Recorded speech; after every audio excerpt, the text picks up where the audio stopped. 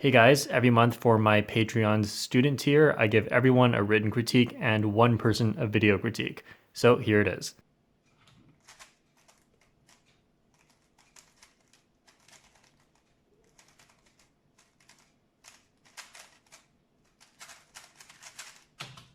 So for the first solve, we're looking at the white cross. We have green here, and red and orange can both go in easily, but they're not in the right spot relative to green. So here you did E2 to get red and orange in the right spots, but also keep blue right here. So then you did red and blue together, and then orange last. So that cross solution was good, but one of your weaknesses is going into first pair quickly after the cross. And one of the things we'll focus on this video is predicting the first pair during inspection. So this cross solution already has a made pair, so it's better to change the cross solution in a way that keeps this pair. One thing you can do is ignore red and orange for now and just put in blue like this. Now the pair comes out, and once you align the cross for orange and red, then the pair is still right here. So you can align the cross and insert it.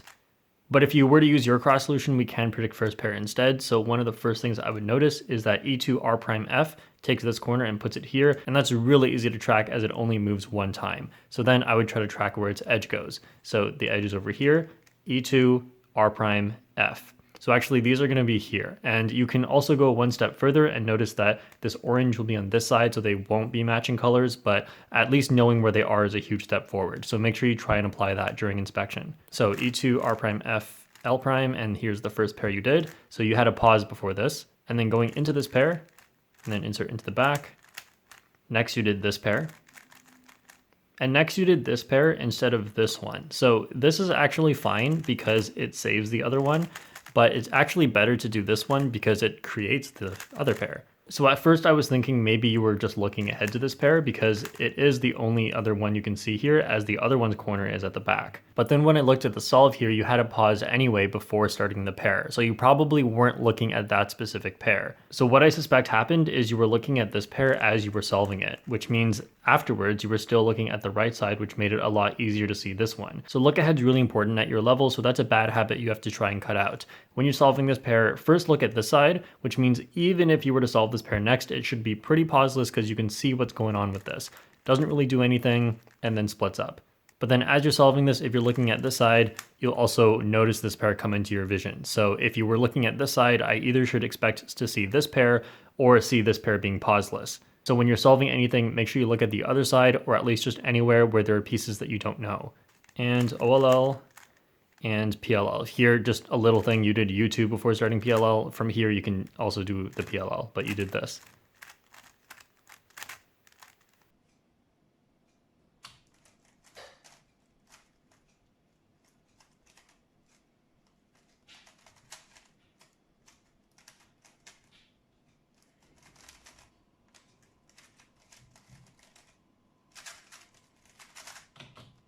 So in this cross, we have red and green here, not correct relative to each other, so you used replacement. So you took blue, put that where red is, and now these two are correct, and then moved it so that red can go back into the right spot. And then here you did orange like this, which is good because a lot of people would align it and then do F2 here, which is a little bit slower than actually just doing it like this.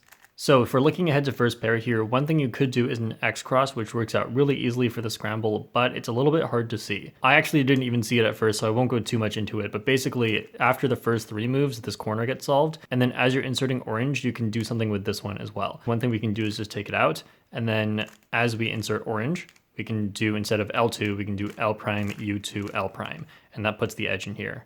But again, the fact that this corner ends up solved is a bit hard to see, so what I would probably do instead is just look for one of these two, because I know that both of these don't move at all during the cross, since you're just doing L and D moves. So how I'd quickly trace through these is start with orange-green, so that one is over here. So L moves it here, L prime moves it back, and then lastly L2 puts it here. So this is a great first pair. And also taking a look at this one, so the red blue is back here. Now this one's going to be a little bit harder. So just think about what moves affect it. The L moves don't really touch it until it moves all the way over to here. And I know it ends up here because it's the last thing in the cross to get moved out. Everything else in the cross is already done. So lastly, it's going to move by an L2, so it's going to come up here. So these two is actually going to be a setup pair, and you can know that because red is going to end up on top.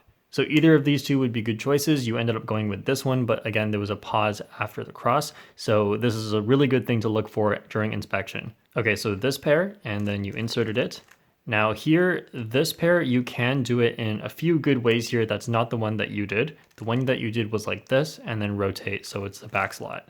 The fastest way would be keyhole, which is D to move the slot over and insert this corner into here, and then align it back. The more standard way that works in all situations is this one. L prime U prime L sets it up. So you ended up doing this, and this is an important thing for look ahead here. This orange blue goes with which piece? Obviously right here, because it's not any of these and these two slots are solved. So you have to remember where the only remaining spot is, which is this spot, and then use the color matching here to deduce that it's an oriented edge, and you can solve it with the exact same solution I just did earlier, but from the back. So like this. But again, just like the previous pair, you ended up rotating to face it like this, and then insert, and then lastly you had this one. All right, then this OLL here, you did F prime, but you regripped first. And this is not good because you immediately undid the regrip afterwards. So it's 2 regrips just for 1 move. Instead, what's better is F prime like this, or F prime like this, which requires your pinky to stay underneath the S slice so that slice doesn't move. So this alg would look like this. And then U perm again.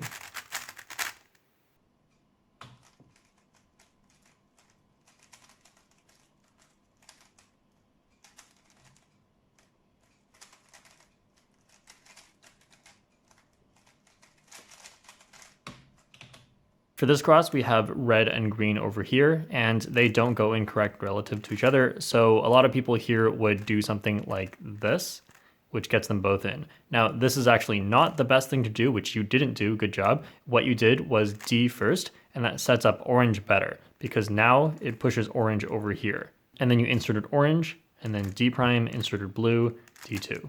So for those of you watching, this is a good general idea to do, is think of the concept of what you'll do for a few edges, and then think about what moves you may need to do before that to make other edges even better. Although one thing that could have been better is if you just do R2 before all of that, then blue ends up being solved. So that would have just been a slight improvement.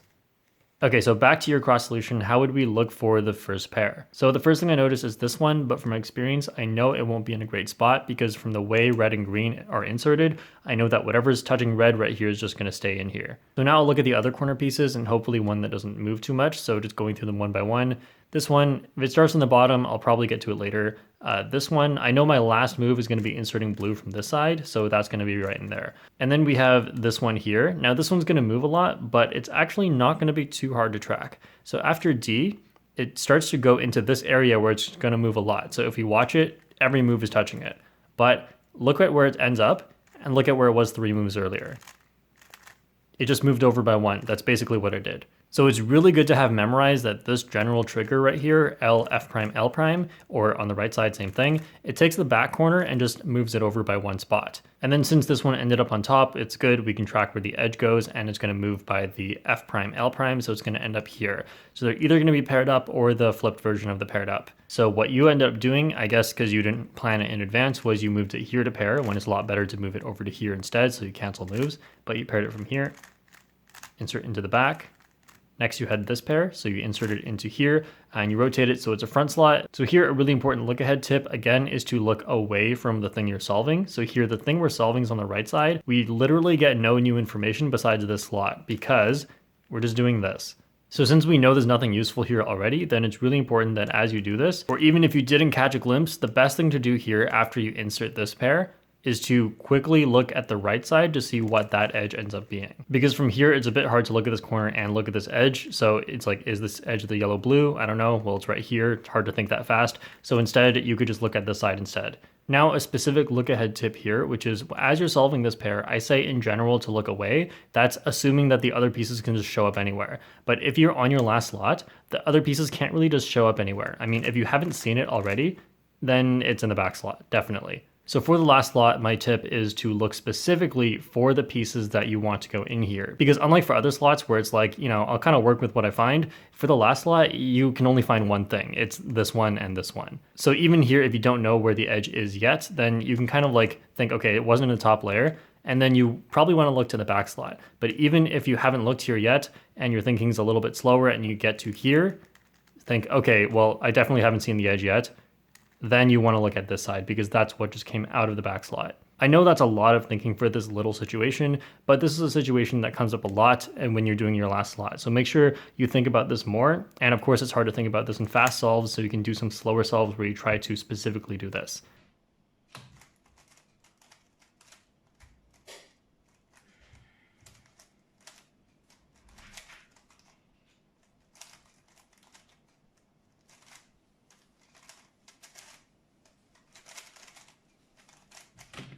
In this solve, this is a pretty nasty cross. So what you did was D prime U2, and that sets up red and green. So you did them like this. And then actually before you did red, then you did orange and blue like this. And then red last. And here you kind of fumbled on what D move you were supposed to do. When the cross is this complicated, normally what I do is, as I'm going into the solve, just memorize what D move I'm supposed to do. So like I'll say in my head D2 or D prime or whatever, and then I'll remember to do the right one. A better solution for this cross is, so what you noticed was orange and red if you do D prime. Now orange can go here and red can go here after one more move. But you also did U2 to put green over here first. From here, they were already set up to go in next to each other. So from here, this is an okay cross solution to just do these two and do orange and then do blue last. Personally, I think the best cross solution is to just do blue first and then do the D prime. So now blue is just solved. And then orange and red can still go in, but then here what you can do, so here are two ways you can do it. You can do red and green together and then orange, or you can do green and orange like this, and that just sets up red. I'd probably just go with the last one, and so now we're going to trace through corners and edges to see what the first pair would be. So I look for immediate white corners on top, and the first thing I notice is that L moves this corner up here, and it never moves again. So this is probably the corner I'm going to go with, because usually it doesn't really matter where the edge is, it's going to be fine as long as the corner's on top. Then the edge is here, so going through the rest of the solution, so we have L doesn't move it, and then D prime puts it here, and then we're not going to move it until the D2. Which puts it here, and then as we insert red, it's going to go to the back here. So you could go one step further and find its orientation, which is just going to be blue side the whole time until it ends up here, and then it gets pushed up, so blue touching red. So then the full cross solution would be like this, and here's that edge, and here's that corner. So I won't go through the same thing with your cross solution because it's too complicated. Okay, so first pair you had these two, and what you did was took it out, and then rotated so it's a front slot, and put it in here. If you do take it out like this, it's better to insert into a back slot so everything's easier to see. But what's better is instead of taking it out like this, move the corner to the back and do sledgehammer and then insert. So as you insert this, there's these two, kind of hard to see. You ended up seeing these two instead. So you did this and then inserted them into the front. Now in this case, inserting into the front isn't a huge deal because we still have one front slot, one back slot, no matter which way you're facing. But in general, it's just a better habit because I noticed you did it twice already to solve. It's a better habit instead to insert into the back. That way the front slot is open. So here you had this pair, and obviously this one is better because this is one of the worst cases. But here, just a tip for if you actually did use this one first, is the way of solving it like this, which you actually used multiple times before, would not be good because it would still leave the other pair like this. So just from experience, you may be able to tell that this pair doesn't get affected by this way of solving it. So instead, usually if you have one way of solving a pair that doesn't really mess with the other one you want to mess with, then solve it any other way, and usually the other pair ends up being pretty good. So if you solve it this way instead by hiding the edge, then luckily we just get them paired up, which, I mean, that doesn't usually happen. So what you did instead was just do this pair, and you use this slot to help pair it up, which is good. Now from here, not in this specific case, as you'll see why soon, but from here, it's generally better to insert this pair into here using R prime U2 R. And the reason for this is because if you move it here, then you have to either regrip or use this weird finger trick to put it in. And plus it's like kind of one more move. So generally it's better to do R prime U2 R. Just not in this case because this one did end up setting up from the way you did it. So I guess that's fine. And then this pair. Then for this OLL and for the PLL, something really important is a finger trick that you didn't use. So here, this is good. Now for the F prime, here I think you used your left thumb. Better to use your left index finger. Anytime your right hand is like this, it's really easy to use your left index finger for this move. And then for the PLL, the way you did Y perm was like this. So you could have done it like this. Now here, instead of F prime, you want to do this.